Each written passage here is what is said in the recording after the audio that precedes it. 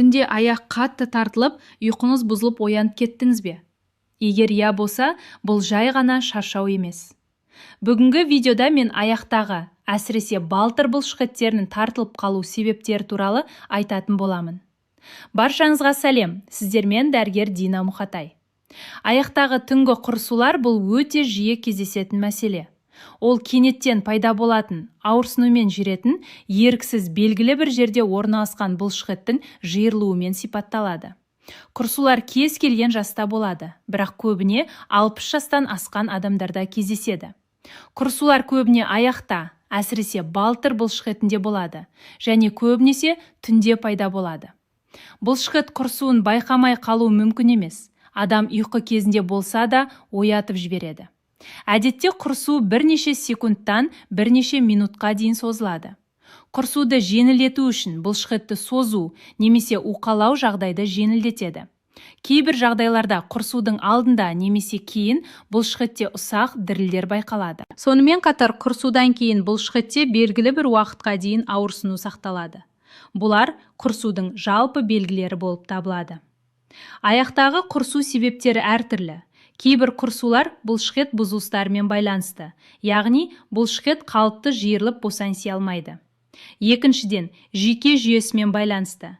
Егер құрысулар жүйке жүйесіне байланысты болса, ол Паркинсон ауруы, Альцгеймер ауруы, шашыранды склероз сияқты аурулар кезінде кездеседі. Сондықтан егер құрысулар жиі мазаласа, ұзаққа созылса, немесе күшейіп бара жатса, міндетті түрде невропатологқа қаралу керек. Дәрігер негізгі себебін анықтап, соған сәйкес ем тағайындайды. Келесі түрі физиологиялық құрысулар.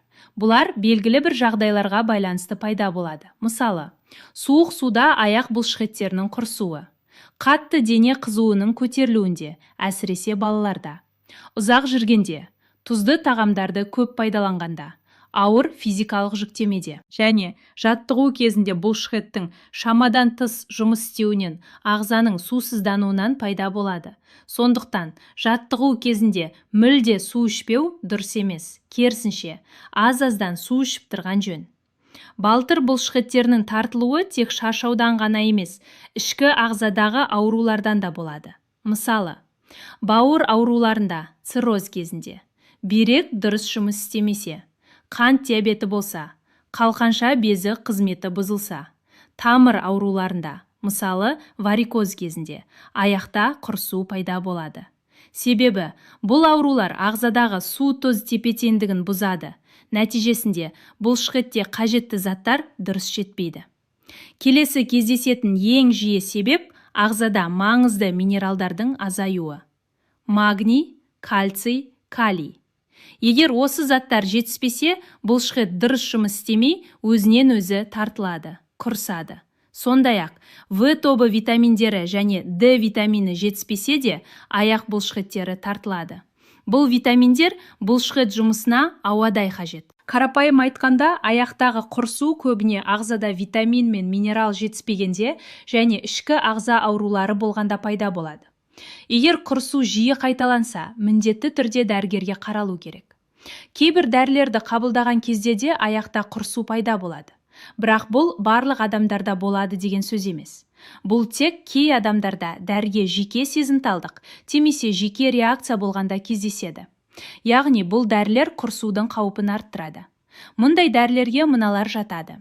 Холестеринді төмендететін дәрілер, қан қысымын түсіретін дәрілер, мысалы, амлодипин, нифедипин, диуретиктер, зәр айдайтын дәрілер және гормональды дәрілер.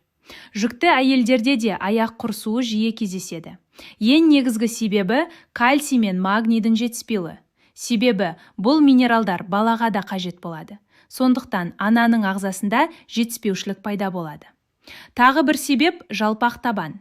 Яғни ұзақ жүргенде немесе көп тұрған кезде аяқ тез ауырады және құрысып қалады. Себебі жалпақ табан аяқты дұрыс тірей алмайды. Сондықтан дененің салмағы аяқ бұлшықеттеріне дұрыс бөлінбейді. Соның әсерінен бұлшықеттер қатты жұмыс істеп, тез шаршайды, аяқ құрсады. Аяқ құрысуы кезінде не істеу керек? Негізі құрысуды тоқтатуға арналған арнайы бірнеше жаттығулар мен тәсілдер бар. Түнде, жаттығу кезінде, серуендеу немесе жүгіру кезінде аяқ бұлшықеттері тартылып қалса, өзіңізге алғашқы көмекті көрсете аласыз.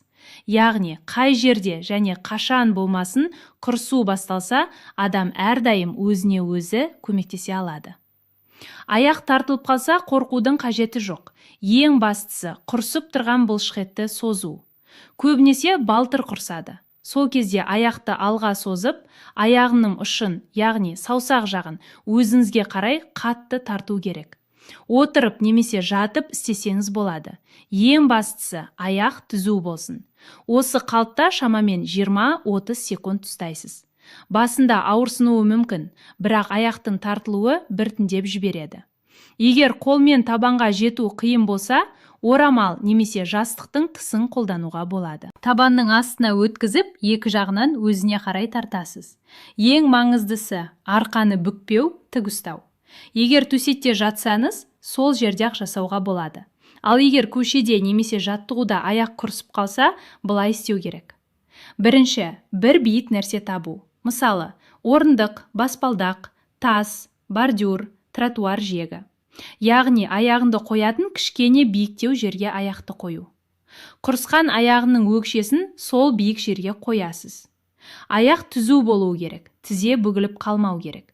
Ең маңыздысы табанды өзіне тарту, яғни аяқтың саусақтарын өзіне қарай тартасыз. Нәтижесінде балтыр бұлшықеті созылады. Аздап ауырсынуы мүмкін, бірақ 20-30 секундтан кейін құрысу басыла бастайды. Егер құрысу балтырда емес, санның алдыңғы жағында болса, онда тізеңізді бүгесіз, аяқты артқа қарай тартасыз. Мүмкіндігінше бөксеге жақындатыңыз. Тізені түзу ұстамаңыз, бүгіп тұрасыз. Осылай 20-30 секунд ұстайсыз.